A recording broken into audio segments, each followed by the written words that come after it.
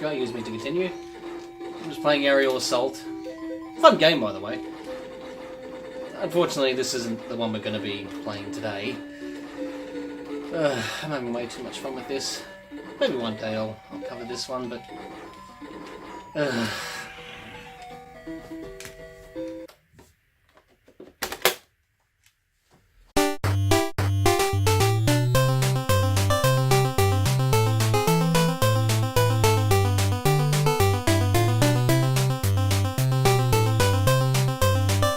You know, the Sega Master System is probably one of my favourite retro consoles. I'm always looking out for games for it, especially at markets and garage sales. I like it when I find the cases to them, and they have the manuals with it. But the cartridges, as you can see, are a little uninspired, to put it mildly. Alright, well, maybe there's better art on the front covers. Oh wait, here's Action Fighter. Is there any action here? Is there fighting? Is there anything to do with the game on the front cover? Oh, you got a magnifying glass looking at a road. The road's about the only thing to do with this game. The Master System might not be as iconic as the NES or even the Sega Mega Drive that came after it, but it's got a lot of good games on it. Some of my favourites are Shinobi, Hang On, Alex Kidd in Miracle World, and Wonder Boy 3, The Dragon's Trap. No, not that trap. Of course, there's some stinkers, but yeah, you know, the NES had plenty of them too. Today's game is kind of a mixed bag, and it's probably not well known either. Considering the name doesn't exactly catch your eye. SpellCaster. I mean, with a name that generic, it's got to be a pretty bare bones game, right? Well, let's find out.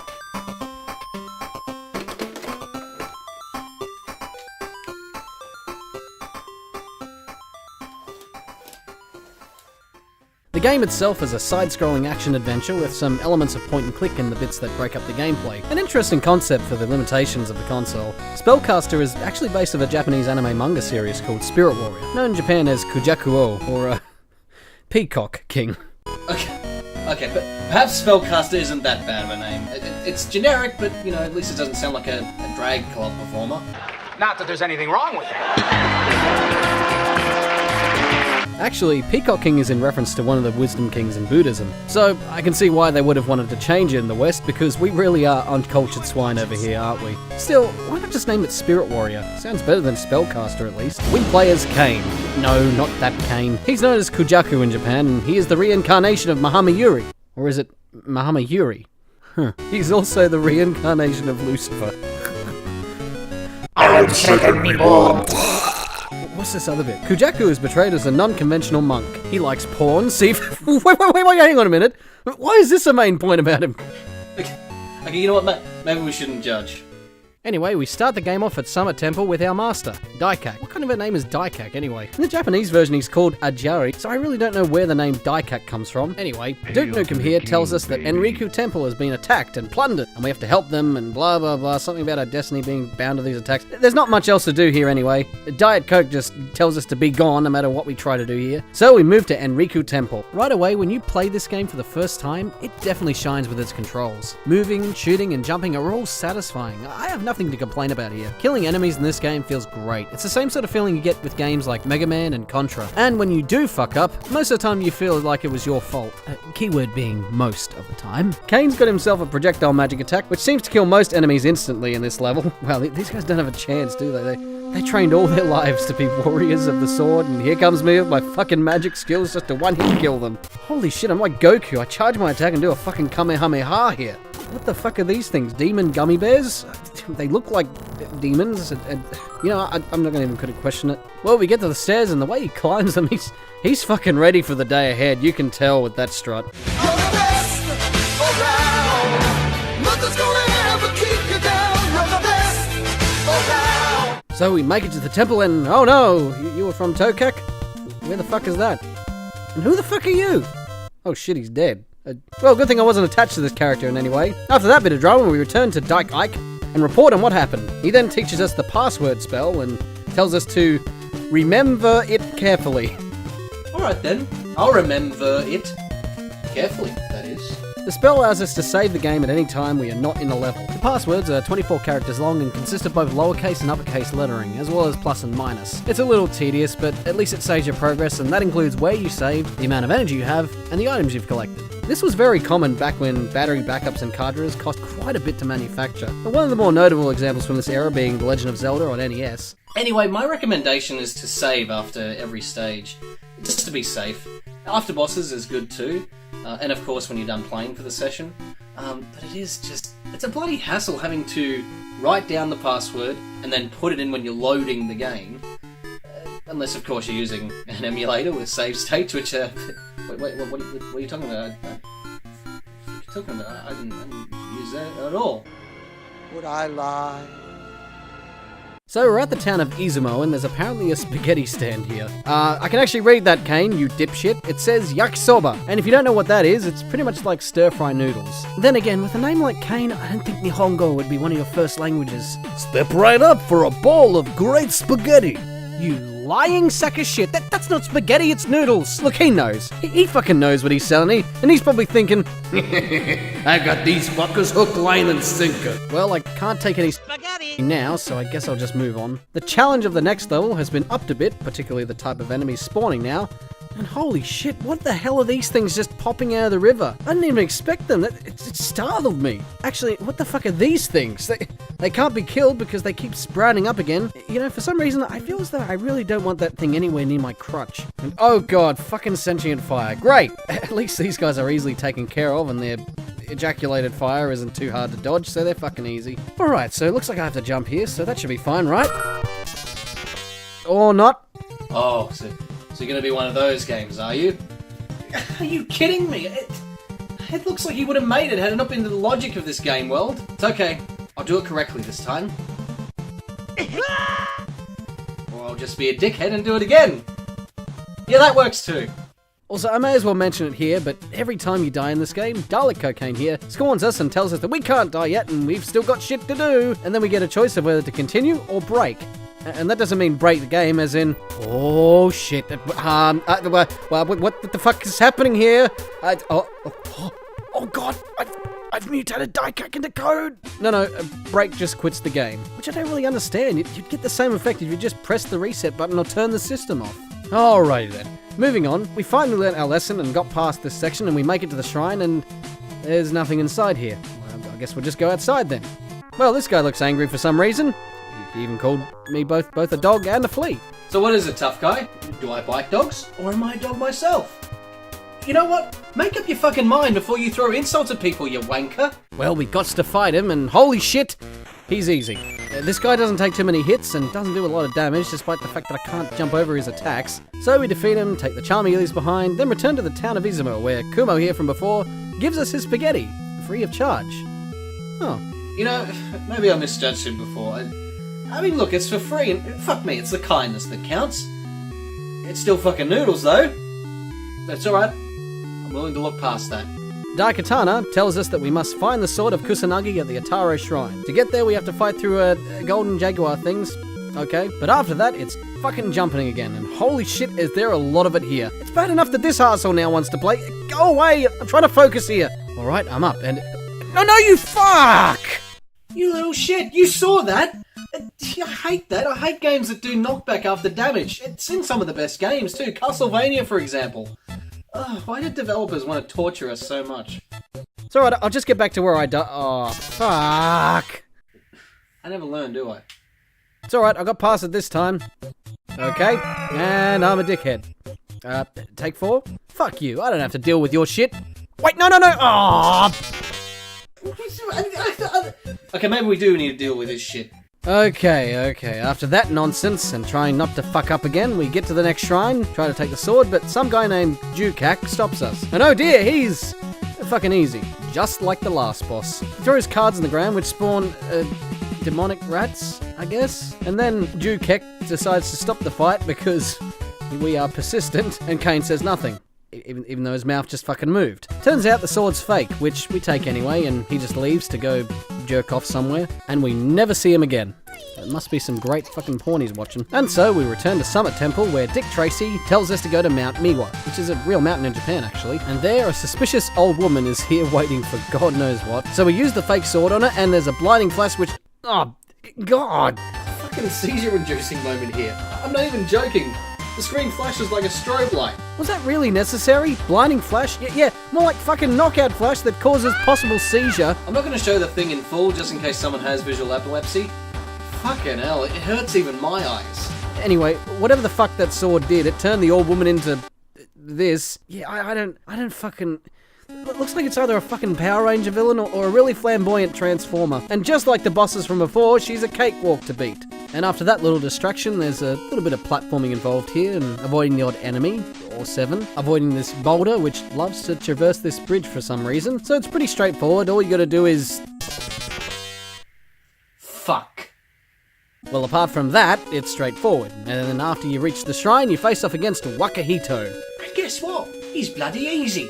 With a few well-placed pew-pews, he's down in a couple of hits. Oh boy, I wonder if this is going to be a pattern in the game. And just as I say that, the next shrine's boss seems to have caught wind that all the other bosses were pushovers, and so he ups his game and becomes the hardest thing you've had to contend with, apart from the platforming. His attacks have a wide range, which if you're not in the right spot, you will get hit. He also seems to always come up from under you, like he predicts where you're going to be. Maybe I'm just unlucky, but for fuck's sake, give me a break at least. His pattern is easy enough to figure out. You just have to pump him full of magic when he comes into your line of fire. But you just keep dying, and dying, and fucking dying, and fucking dying, and having to see the decaf coffee here try to motivate you with the same fucking lines he used the last 50 times you died. At the very least, you don't have to worry about going through the previous level again, and you just spawn back at the boss fight, but his health resets every time you come back to life. Now, it is possible to beat him without using any of your spells and wasting your precious energy, but if you have to, you can just use the Mars spell. And yes, Mars is in the Roman god of war. This game seems to have combined a lot of mythology from different geographical locations. To activate the spell, you have to press the pause button. And, well, on the Master System controller, that doesn't seem to exist. So where is it? On the console itself, right next to the reset button, at least on this model. I swear, one of these days, I'm going to be playing a game that requires me to hit the pause button all the time, and I'm going to hit the reset button instead. There's also the Sega Master System Model 2, which just has the big-ass button here for pause, but it no longer does this when you turn on the console. Which is cool, damn it. It also doesn't have AV out anymore, so it's a pile of shit. So, pause the game, select Mars, then hold the fire button for a second and press down. That also goes for all your other spells too, but we'll get back to that. So, we finally beat the fucker, and now we're on this screen. Well, straight away, I see this branch thing, and it looks like something I should pick up, right? So I look at it, and Kane says, "The man I killed before had dead." Yeah, no shit, Sherlock. So we try to take it, but there's nothing to take. Well, okay, then I guess we'll just go back to the temple and tell Daikak... Wait, you've already said that before, but I've done Kashima's Shrine, you dickhead. What am I supposed to do? Oh, you have to look at it twice. Okay, well, why wasn't just looking at it once enough for me to be able to take it? Kane, why couldn't you just say the next line of dialogue, you dumb sack of shit? Anyway, we get the Sword of Branches, and Durka Durka Muhammad Jihad Durka Durka Durka tells us that we have to go to the underwater shrine that holds the real Sword of Kusanagi. Oh, so it's in a water temple then. Great. We arrive at the docks where a girl gets possessed by demons and tries to row the boat out to sea. Well, luckily this girl isn't telling us that her mother will suck cocks in hell, I suppose. And in an interesting change-up of gameplay, we have to figure out what spells save her. Is it this one? That's of no use here. Well, what about this one? That's of no use here. This one? Nup. This one? Nup. What about this one? Yes, apparently. Yeah, maybe it would help if I had the manual, but I don't have it. I've only got the cartridge. Wish I had it, though. Maloma jacket, I'm okay. I sleep... What the hell was that? What's the case to spellcaster? The cartridge is intact? Look at that, the manual. Oh. Whatever this is, huh? Okay. The first spell is Hatton, which calls on the god of winds to send a tornado to her. Second is Makiri, so we can fly and catch her. And finally, the power of Christ to compel the demons inside her. I mean, cannon. Ganon. No, cannon. Ganon. No, I said cannon. Ganon. Shut up, all of you. I said cannon. Like, you know.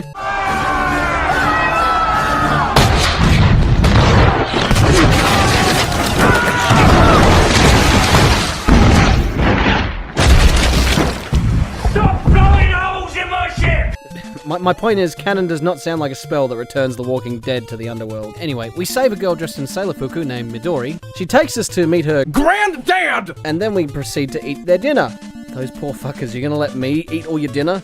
That's a bad idea. Whatever, let's grab our sailor's cap and get out to sea to tackle that water shrine. Oh, an evil spirit appears suddenly.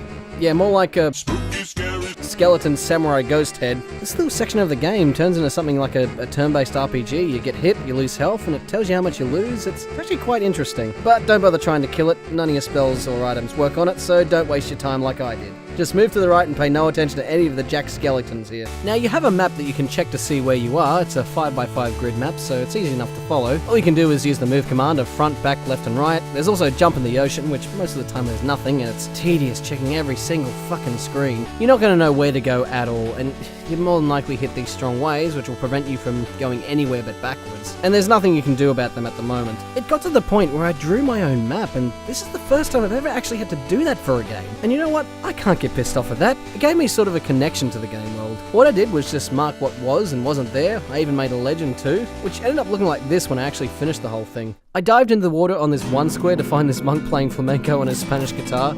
Alright, it's a loot. The manual even has it illustrated. But still, what the fuck is he doing under here? And so nothing will kill him, and you're not supposed to kill him anyway, and if you didn't figure that out in time, you'll discover that you can die here. What you're supposed to do is use cannon to settle his spirit, and then you can grab his booty. Loot! Fuck. I also jumped into the water on this screen, and oh my god, what the fuck is that?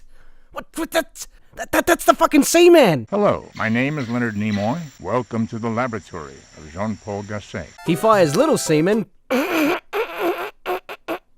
at me until we manage to kill him, and then he leaves behind braces for us. It was called a manfish all along. I guess I was close with the Seaman comparison. Okay, I don't know where to go from here. I've searched every single square, jumping into each and marking it, avoiding the spoopy skeleton ghosts, and according to the map I made, this square here seems to be where I need to go, but I can't get past the choppy water, so what the fuck do I do? It's at this point that you can either spend hours trying to figure out what to do here, maybe take a random chance on something that wasn't at all obvious, or you could just give up and never play the game again. If it was the late 80s, that is. But since we have the privilege of living in the age of the internet, we can just search for a walkthrough on Google. And I found this one, written by Terry Senshi. Oh, that's a good name, mate. And I was in my second year of primary school when this person posted the walkthrough to Game Facts. Yeah, I'm just gonna let that sink in. Now guess what? We missed an item. What is this item exactly? X-ray glasses. Apparently. What do they do? Fuck all, really, but let me explain. To get them, guess what you have to do? You see that little building there? That's a boathouse. You have to look at it. Now, you'd think that would be enough to be able to go inside, right? Nah, because this game just loves to be fucking cryptic. You have to talk to Midori about the boathouse, then you can enter it. And, well, what the fuck's in here? Nothing. If you somehow discover this without the walkthrough, you just assume there's nothing fucking here and just go on your merry way. And what you're supposed to do now is go back to Grandpa, talk to him about it, and when you go back to the boathouse, the X-ray glasses have suddenly popped into existence while we were gone. Wait, what the fuck is that thing? Is that the case for the glasses? Even the manual illustrates it as such, but what the fuck? That's not glasses, that's a fucking periscope. Why the fuck did I need to do that? And why can you just have the glasses there when I first went inside? Instead, you had me go back and forth on a quest to find out the mystery of the... you know what, fuck it. And what do these glasses do? Nothing. Well, I mean, I guess it saves Kane the effort of jumping in the water, and it either tells you something is down below or not. And I timed both methods. It takes almost the exact time to use your X-ray glasses as it does just jumping in the water. In fact, if there is something in the water, it's better to just jump in anyway. What is with this game and making you do unnecessary shit to progress? Waste of your fucking time, really? My advice, save your time, don't fucking bother with the glasses. Let Kane deal with jumping in the ocean and getting wet. He's a big boy. He can handle himself. Now, I was wondering what the fuck the loot was for, and the loot is the thing that puts the spirits to rest and calms the waves. Why did I not think to use the fucking loot? I guess because loot and fighting ghosts in the same sentence just sounded absurd to me, and I didn't think outside the box on that one. Neither did I think it would calm the waves, and if it was obvious to you, well, you know what? I guess I'm just a dickhead then. And I'm no stranger to playing magical musical instruments. I mean, there's the ocarina, for example.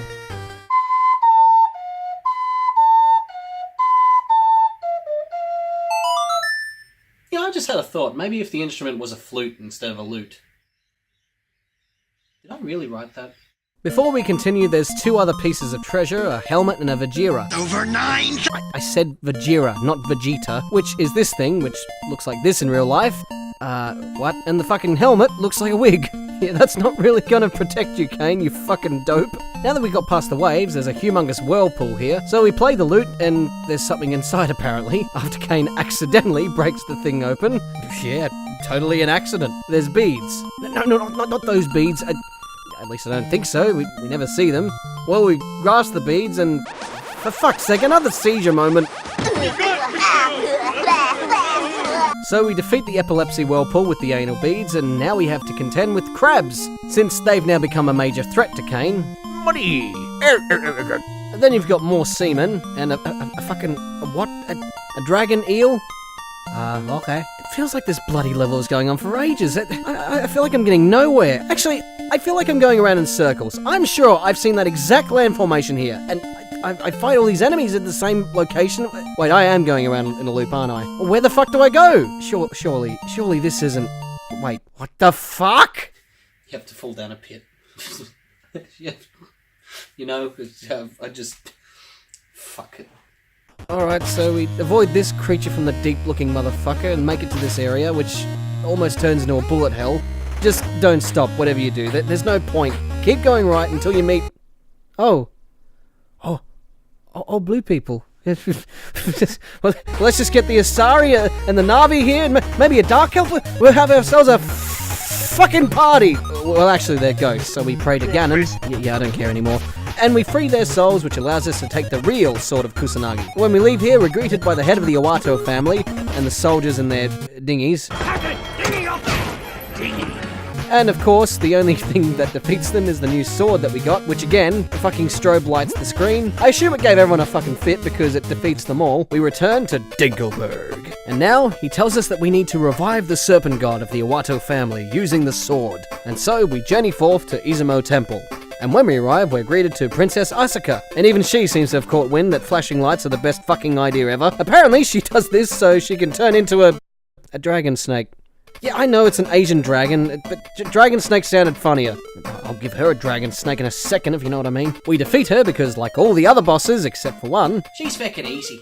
Then a guy named Shimazu steps in and allows us to talk to him. He trusts us and wants to know what the hell is happening, probably just as much as blank-faced Kane here does. And then they disappear.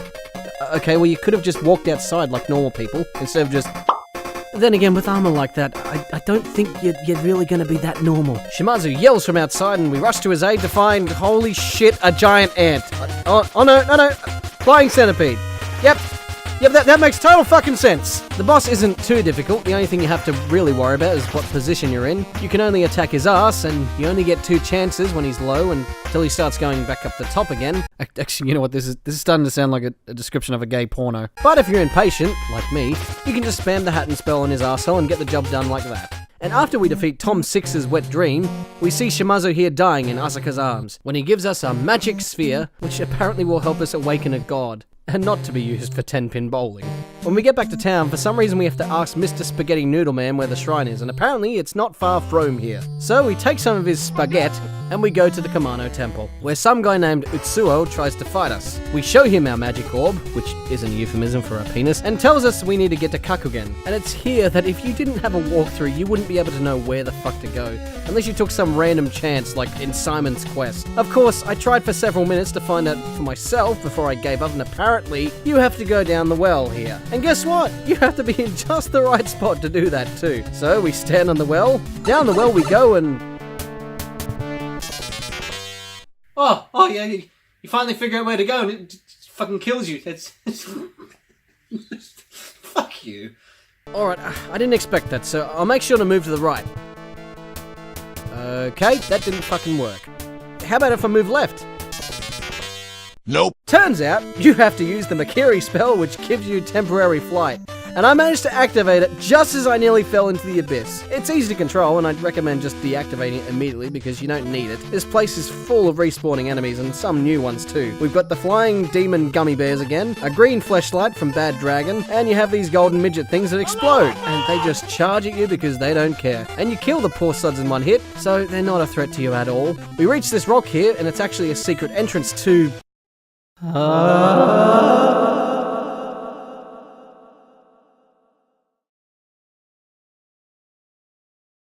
Hello there, Sean the Extra Guy here. Well, you've made it to the end of the video, hopefully with your sanity still intact. I know mine isn't. And don't worry, we will continue in part 2, which shouldn't take too long unless you're watching in the future, in which case you don't have to worry about waiting. They better have gotten rid of shoelaces by then. Anyway, hope you enjoyed this video, and if you did, you know what to do. Like it, hit that subscribe button, comment below or in the pocket dimension. Share the video around, it really does help me out. And of course, thanks for watching, stay safe, and have a nice day.